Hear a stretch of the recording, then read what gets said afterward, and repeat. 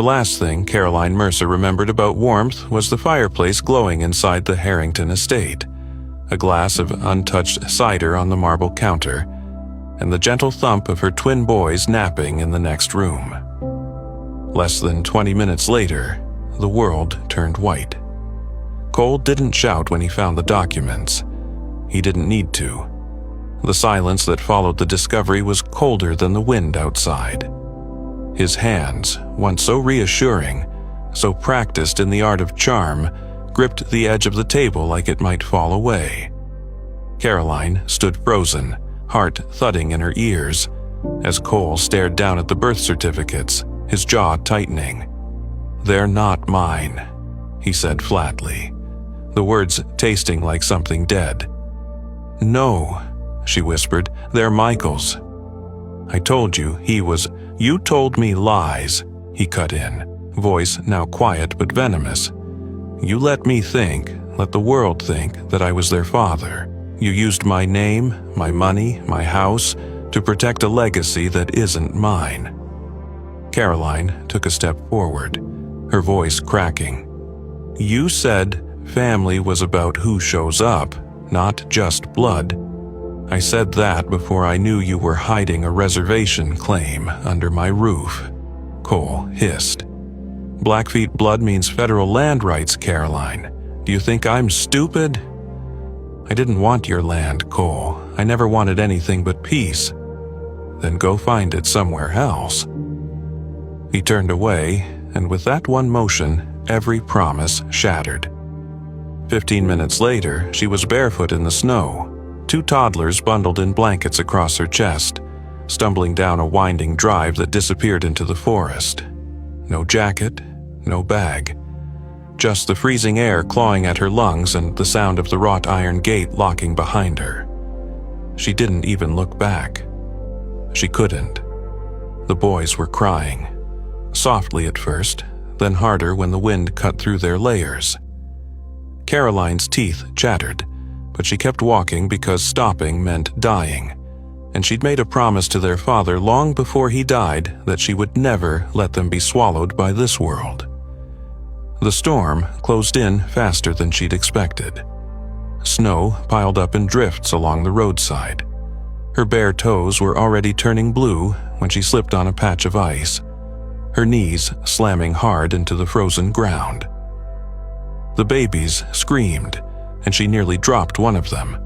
"No," she gasped, forcing herself back to her feet. "We're okay, we're okay." She wasn't sure who she was saying it to. Herself, maybe. The wind didn't care, neither did the sky. She kept going until the pain in her legs numbed and her vision blurred. The woods were deeper now, and the snow seemed to glow blue in the dark. She could barely feel the boy's weight anymore. That's when she saw him. A figure, low to the ground, still, watching from between the trees. At first she thought it was a coyote, then a wolf, but then he stepped forward, slow and certain, fur dusted with frost, golden brown eyes locked on hers. He didn't growl, he didn't bark. He simply stared at her like she wasn't a stranger. "Hi," she whispered, her voice hoarse. "Please don't run." The dog tilted his head, then took 2 steps back, turned, and looked over his shoulder, and waited. Caroline didn't think. Her body moved before her brain caught up, following the shepherd through the thicket. The snow clung to her like wet cement, but she kept going. Every step was agony. But the dog kept glancing back, guiding her, leading her like he'd done this before.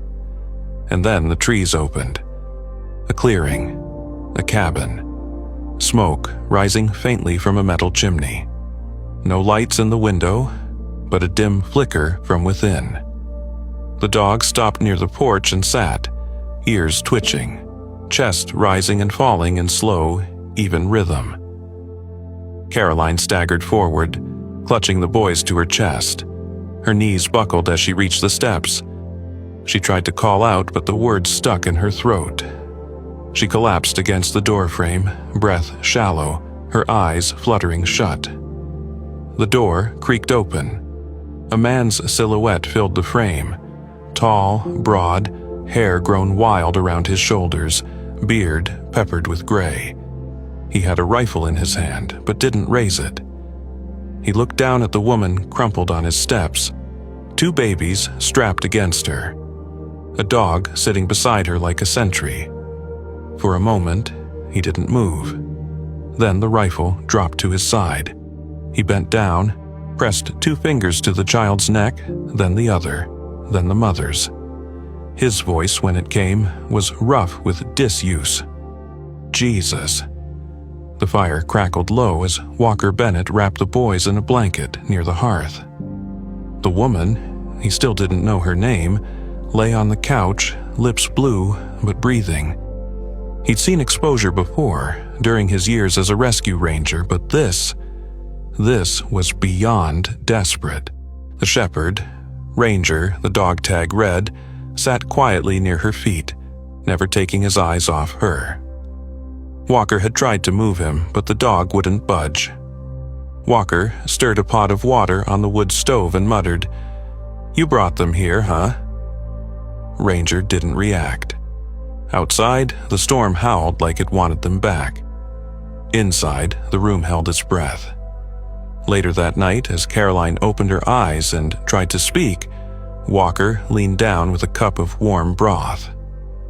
"Take it slow," he said. "You're safe." Her voice was cracked and raw. "Where are we?" "Near Pine Hollow, 40 miles from anything. You've been walking with those kids in the cold for over an hour, maybe more. You're lucky the dog found me."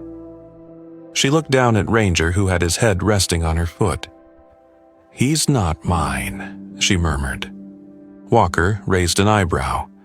"Could have fooled me." And in that quiet cabin, surrounded by snow, betrayal, and firelight, Caroline Mercer finally let herself close her eyes. Not from fear, but because, for the first time in days, someone else was keeping watch. The snow didn't let up for 3 more days. Walker spent most of those hours tending the stove, rationing supplies, and quietly wondering who exactly had been dropped at his doorstep. Caroline slept for nearly 12 hours straight the first night, waking only to check on the boys before slipping back into unconsciousness. Her sons, Colby and Caleb, he'd learned from the stitched names on their winter hats, were quiet, scared, but otherwise healthy. The dog, Ranger, never left Caroline's side, except to occasionally patrol the edge of the cabin's perimeter like he knew trouble came in the form of engines and human shadows. On the second morning, Walker found her standing barefoot by the window, holding a steaming mug he'd left on the nightstand. She didn't say anything, just stared out at the trees, watching the wind shake the pines like they'd done something wrong. He poured himself a cup of coffee and cleared his throat. "That shepherd of yours," he said, nodding toward Ranger, who lay stretched beneath the kitchen table. "He's got good instincts." She gave a faint smile. "He's not mine. He led you here in the middle of a whiteout. That counts for something." There was a long pause before she said quietly, "Yeah, it does." She didn't talk much that day, but Walker didn't push.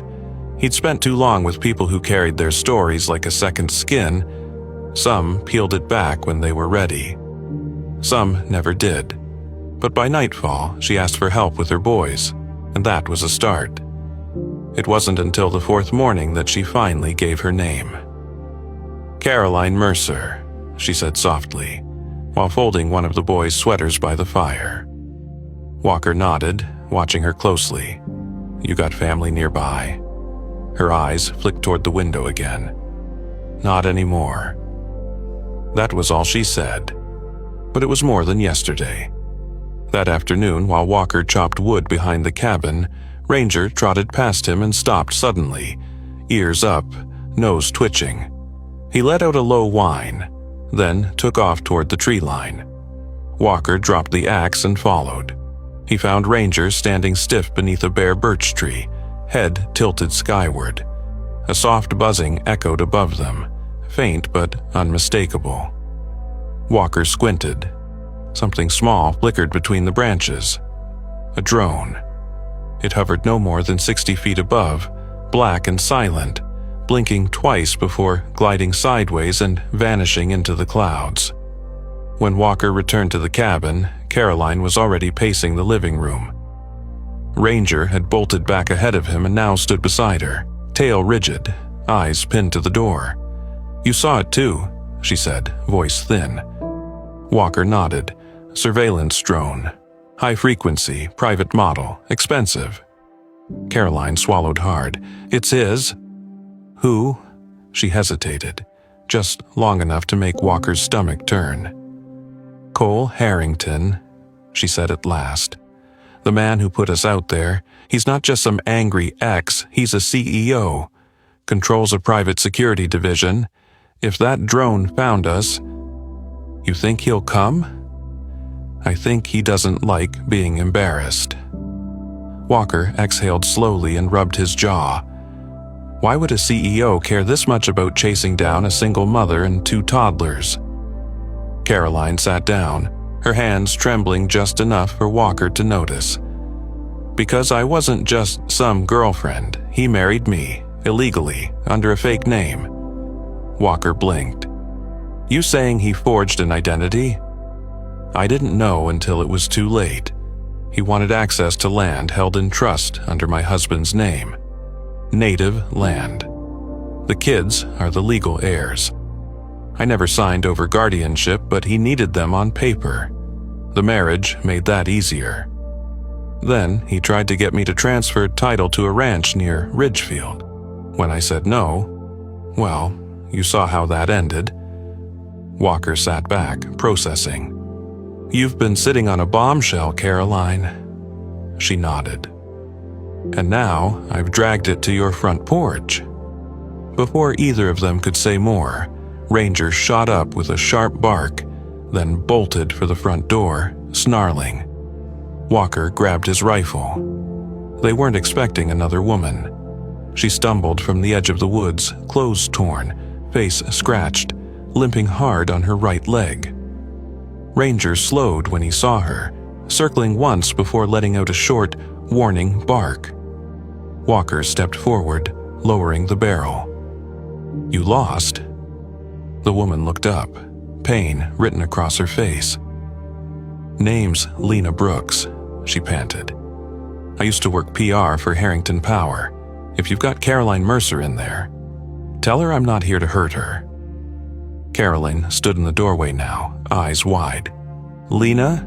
Lena nodded. "I need your help." They got her inside, patched her leg, and gave her tea laced with honey. It was only then that she spoke. "They're cleaning house," she said, glancing between Walker and Caroline. "Any employee who saw too much. I worked in internal communications. I saw memos, buried reports, land titles, false signatures.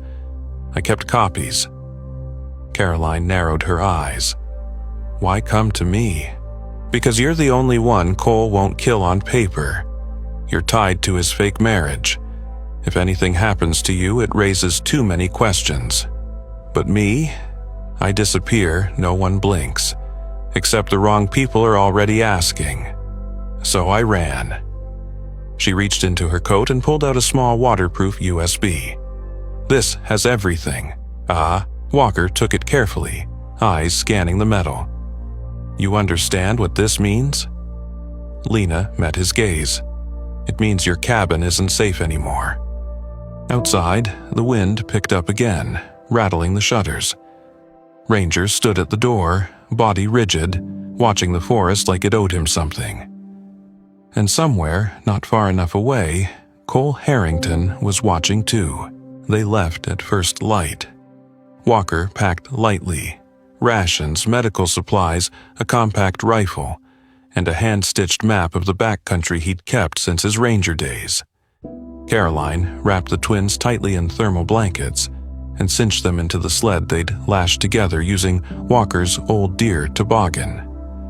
Lena carried only what she needed, a change of clothes, the USB drive pressed deep into a zippered pocket, and painkillers for her leg. The plan was simple. Follow the riverbed south until it curled toward Ridgefield Hollow, a semi-autonomous native village with Blackfeet ties, where Michael, Caroline's late husband, had been born. The land there wasn't just ancestral, it was legal protection. And with enough proof, it could be leverage. What they didn't plan for was being hunted before they cleared the first ridge. It began with the silence. Ranger froze mid-step, paw lifted, ears stiff. His body turned just slightly toward the trees to their right. Walker raised his hand and the group stopped. He scanned the snow-covered pines and whispered, "We're not alone." Then the hum started, soft, mechanical, just beyond the tree line, like a quiet engine idling in neutral. Walker drew his rifle. "Caroline, get down behind that fallen log. Take the kids, now." She obeyed without hesitation, sliding behind the snow-caked trunk and pulling the sled beside her. Lena crouched low, clutching a hunting knife that felt more ceremonial than useful. And then the first shot rang out. The bark of a tree exploded near Walker's shoulder, splinters scattering into the snow. Two figures emerged from the brush. Tactical gear, face masks, black gloves. One held a thermal scope, the other a short-barreled semi-automatic. Walker didn't wait. He squeezed off a shot, grazing the shooter's leg.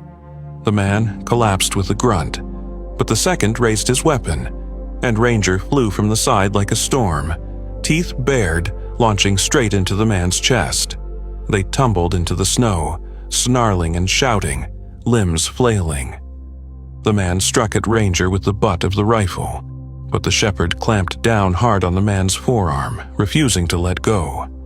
Walker rushed in, knocked the rifle loose, then drove a boot into the man's side. The forest went still again. Both attackers were down, one unconscious, the other bleeding and cursing beneath Ranger's grip. Walker pulled Ranger off and tied the man's hands with his own belt, then patted the dog's head with a shaky breath. "Good boy. Damn good boy." Caroline rose slowly from behind the log, clutching her boys, eyes wide. "They knew we were coming." "No," Lena said. "They knew where to wait." They couldn't stay. Walker stripped the men of anything useful, ammo, radios, one working thermal scanner, and pulled their boots off before dragging them into the clearing. "Snow will do the rest," he muttered. "By the time anyone finds them, we'll be long gone." The march southward grew harder. The wind picked up mid-morning, and Caroline's lips were starting to crack. Lena limped worse with every mile, teeth clenched through the pain. Ranger bled from a cut above his shoulder, but kept going, one paw always ahead of the other. Just past the second ridge, they stopped beneath a rock overhang for shelter. Walker lit a small fire shielded by pine boughs and checked Ranger's injury. Caroline knelt beside him, her hands gentle as she dabbed away the dried blood. "He saved us. Again." Walker nodded. "He's a fighter." "So was his owner," she murmured. Lena stirred from her seat near the fire and glanced up. "You deserve the rest of the story." Walker leaned back on his haunches. "Let's have it." Lena exhaled, rubbing her temples. "Cole Harrington never existed, at least not legally. His real name is Colin Hargrove. He changed it when he married Caroline. It wasn't a real marriage. No license, no witnesses. Just forged paperwork and a private ceremony for PR optics." Caroline sat frozen. Lena continued. "He wanted access to land held in Michael's name. After Michael passed, the land would have gone to the twins. But if he could convince the world that Caroline was remarried to him, he could make a claim." Walker cursed under his breath. "And the marriage makes her look complicit." "Exactly," Lena nodded. "I found the forged certificates. I also found a file marked Inheritance Consolidation. It included paperwork coercing Caroline into signing over property near Ridgefield Hollow. That was months ago. I took copies. That's what's on the drive." Caroline looked down at her boys. "He played me like a move in a game." "No," Walker said, voice low and certain. "He underestimated you." The next day, they reached the valley mouth that marked the edge of Ridgefield Hollow's sovereign territory. Smoke curled from chimneys across the snowy village, tucked safely behind a line of cedar posts and natural rock. Ranger limped, but didn't stop. Caroline carried both boys in her arms now. Lena was nearly collapsed with exhaustion. They were covered in snow, dried blood, and grit, but they'd made it. Walker knocked on the old wooden gate. It opened slowly. A woman in a long coat, hair braided in two thick ropes, looked out. Her face was calm, weathered, and wise. "Walker Bennett," she said with a nod. "And you brought guests." He dipped his head. "Clara spotted elk. We need sanctuary." Clara studied the group, then stepped aside. "You'll find it here." And as they passed through the gates into Ridgefield Hollow, Ranger trailing behind, the snow began to fall again. Soft this time, as if the storm itself knew it had lost. Snow had stopped falling, but the cold pressed harder than ever. Ridgefield Hollow sat in near stillness, as if the village held its breath together. The kind of quiet that comes when something familiar is about to change. The fire in the central lodge was burning steady, casting gold shadows across the ground. But even that felt dimmer somehow. Caroline didn't speak. Since arriving, she'd kept the twins wrapped tight beside her, her hands constantly checking their warmth, their breathing, the softness of their hair. They hadn't cried once. Their silence had become a language of its own. Lena barely moved from the hearth. Her coat was still streaked with dried mud, and her eyes never stopped watching the window. Walker made a rounds every few hours, checking the perimeter out of habit, more so than duty. Ranger trailed behind him at a limping gait, bloodied paw wrapped in gauze. But he didn't whimper, not once. He still paused every few steps, sniffed the wind, ears twitching toward sounds even Walker couldn't hear. That evening, the first sign arrived. Not noise, not headlights, just a ripple in the trees at the edge of the snow line. Then came the hum of tires on old gravel, slow and sure. It was the sound of men who believed nothing could stop them. The SUVs, black, hulking, and glinting even under a cloudy sky, emerged like predators. 4 men stepped out first. Matching coats, blank faces, heavy boots, then Cole Harrington. He didn't dress for winter, he dressed for show. His coat tailored, his gloves leather, his steps controlled and confident. In one hand, he held a folded paper. The other stayed loosely at his side, like he didn't need to lift a finger to get what he wanted. He walked toward the village gate, stopping only when Clara's spotted elk appeared. She didn't wear a badge or carry a weapon, just a wool shawl over a denim shirt, a steady look in her eyes, and the weight of a people who had outlasted centuries of storms. She didn't flinch, she didn't blink. Cole raised the paper and said something. The wind made it hard to hear, but Clara never reached for it. Her head tilted slightly, her arms remained folded, and she said nothing. Behind her, the people of Ridgefield began to emerge. Slow, calm, not angry, just present. From doorways, porches, behind trees, a wall of silent witnesses. Walker stepped up beside Clara, rifle slung but visible. He said nothing either. And then came the second car, unmarked, dusty, federal. It stopped with less sound. The man who stepped out wasn't here for performance. Special Agent Miles Rourke walked with quiet purpose, wearing a plain parka, his badge clipped visibly at his chest. He moved past Cole like a breeze moves past a stone. When he reached Clara, he nodded and handed her a sealed folder. She opened it. Her eyes scanned quickly, then slowly. When she looked up, her lips parted, not with surprise but with recognition. She gave Walker a look that said, "We were right." Then Rourke turned to Cole. This time, the words were clear. "You are under arrest for identity fraud, conspiracy to commit federal land theft, impersonation of a federal officer, and obstruction of justice." Cole didn't move at first. His hands curled into fists, jaw flexed. His eyes flicked toward the children standing in the doorway, then to Caroline. She didn't move. Ranger stood beside her, shoulders tense, chest low. The growl he gave wasn't loud, but it was enough. 2 agents moved in. One took the fake warrant, the other drew the cuffs. Cole resisted just long enough to be sure they remembered his name. They wouldn't. They'd remember the way his feet stumbled when the cuffs went on, the way the silence swallowed him whole as he was led through the village with no one saying a word.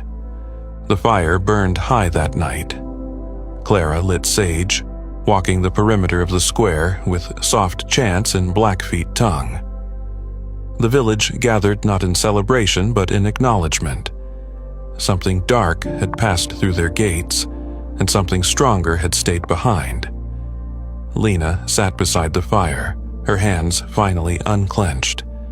Walker leaned against the lodge doorway, arms crossed, eyes fixed on the edge of the forest, as if expecting another storm. Inside, Caroline lay with the twins between thick wool blankets, their cheeks warm, eyes finally shut. Ranger curled up beside the cot. His eyes blinked once, then again. But he didn't sleep, not yet. Out on the porch, Walker sipped the last of his coffee. He watched the smoke rise, curl, and vanish. The hollow had done what it was meant to do. It had held the line, protected its own. And under the silent moonlight, justice had finally worn a badge worth believing in. 3 days after Cole Harrington was cuffed and driven out of Ridgefield Hollow, the snow began to give. Not in dramatic floods or cracking ice, just a steady softening. It melted from the porch railings first, then the trees. By the 5th day, the first buds peeked out from the earth. It was as if the land, like the people who lived on it, had finally decided to breathe again. News of Cole's arrest traveled faster than the thaw. First, the local networks, then the state, and finally national broadcasts. The words Energy CEO, racketeering, federal arrest, and false identity circled on every screen. Photos of Lena stepping into a courthouse flanked by agents appeared online with headlines like "Whistleblower breaks silence." But in Ridgefield Hollow, things moved slower. Headlines didn't shape their days. People did. Caroline kept mostly to herself, spending long hours with the twins by the fire or out walking along the village paths. The children had grown more curious now that the cold had loosened. They collected sticks, chased squirrels, and ran after Ranger, who, though still limping slightly, moved with more joy than she'd ever seen in him. The dog had changed. He still scanned the horizon like a soldier who'd seen too much, but he now slept deeper, stretched longer, and let the boys climb on his back without a fuss. The court ruled in Caroline's favor with quiet finality. A single letter arrived, delivered by hand from a federal agent.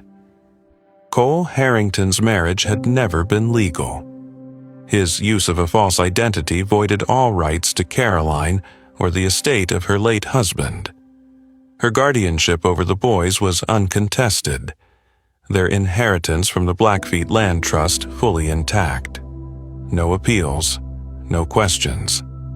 That evening, she stood outside the lodge, staring at the document in her hands.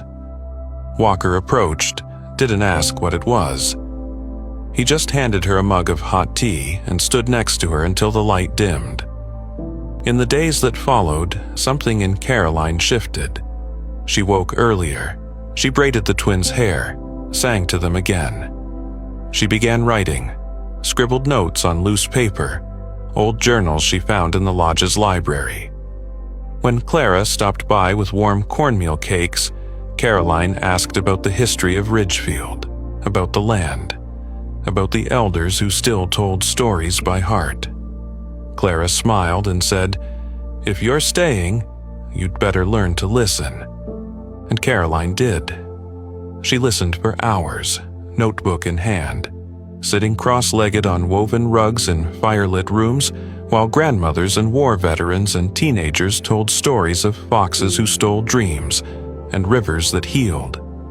The boys sat beside her, wide-eyed, absorbing every word. Meanwhile, Lena took on a new role, not just as a witness for the federal case, but as a quiet architect of something bigger. She worked with Clara to secure grants for the village's expansion, helped Walker repair abandoned cabins, and even started coding a website called Truth from the Hollow, a public archive for land ownership cases involving the Blackfeet. Walker found his own kind of purpose too. After years of drifting in the silence of grief, he began teaching again. Not in classrooms, but in the woods. He led teenagers on day hikes, showed them how to read animal tracks, build traps, treat a wound with spruce sap. Word spread, and by the first week of May, the Ridgefield Hollow Survival School had 6 full-time students and a wait list. Caroline joined him one afternoon, watching from behind a pine as he showed 2 boys how to find moss to clean water. She didn't interrupt. She just watched the way he knelt, the way he let silence speak first, then action. She thought of how far they'd come, not just in miles, but in the space between hearts that had stopped trusting the world. That night, she made her decision. At the next village council gathering, she announced the founding of the Blackfeet Story Circle, a weekly fireside gathering for children and adults where oral history would be told, recorded, and passed down. Clara gave her blessing. Walker offered to build the benches. The twins helped paint a wooden sign in red and ochre. The first night of the story circle drew nearly 30 people. Elders told tales of the coyote who tricked death, of songs sung to trees before logging, of wolves that warned of coming war. Caroline sat quietly as the boys nestled beside Ranger. He didn't move all evening, just kept one ear turned to each story, as if somehow he understood. Spring deepened. The creek thawed fully, bubbling over stones with a voice like laughter. The boys stripped off boots and waded in with shrieks of delight. Ranger chased after them, splashing, his limp all but gone. Caroline watched from the porch, one hand resting on her stomach without thinking, only later realizing the gesture. Walker joined her, dust on his jeans, saw in hand. He sat beside her, silent, watching the sky melt into peach and lavender. "Would you have done it differently?" she asked, her voice nearly lost in the breeze. Walker didn't answer at first. Then he shook his head. "We ended up here," he said. "That's enough for me." She leaned into him, the side of her face resting against his shoulder. And as twilight sank its teeth into the edge of the woods, the 2 of them, one woman who had been left for the storm, and one man who had run from fire, finally stood still. Ranger lay at their feet, eyes closed, ears flicking lazily.